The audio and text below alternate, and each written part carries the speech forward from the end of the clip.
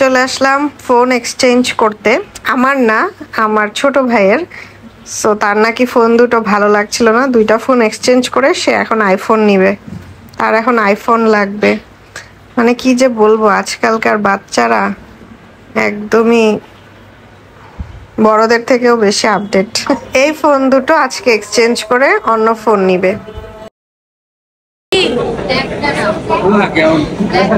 আরো 40,000 কত লাগবে? 20,000 টাকা দিতে পারবো। 20,000 টাকা দিছে ফোন কিনার জন্য। মামির কাছে বলছি 10,000 টাকা, আমার ফোন টাকা দিছে বলছি 20,000 কি করবে?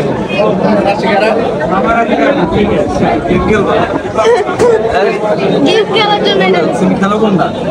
পাবজি খেলি, কল অফ ডিউটি খেলি, ফ্রি ফায়ার খেলি, সব খেলি। ফ্রি ফায়ার খেলা যাবে না, পাবজি অনেক বছর ধরে খেলি। সারা জীবন খেলো। আচ্ছা আইফোন কি জানি বললি তুই? বল না, আমি পালাইছি বল, তাহলে টাকা দিব না। লাগবে না, যা পুরা দেব না, টাকা লাগবে না, যে খেয়ে রাখছে বসে। সো ফাইনালি সানভি কিনেই ফেললো তার পছন্দের ফোন 13 মিনি। সো এখন হচ্ছে সানভি আমাদেরকে ট্রিট দিবে ফোন কেনার উপলক্ষে, বাট আনফর্চুনেটলি মার্কেট হয়ে গিয়েছে বন্ধ, ক্লোজ। সো আমি আগে একটু হালকা পাতলা খাওয়া দাওয়া সেরে নিয়েছিলাম, বাট এখন আমরা চলে আসছি অলমোস্ট 11:30 কি 12টা বেজে গেছে।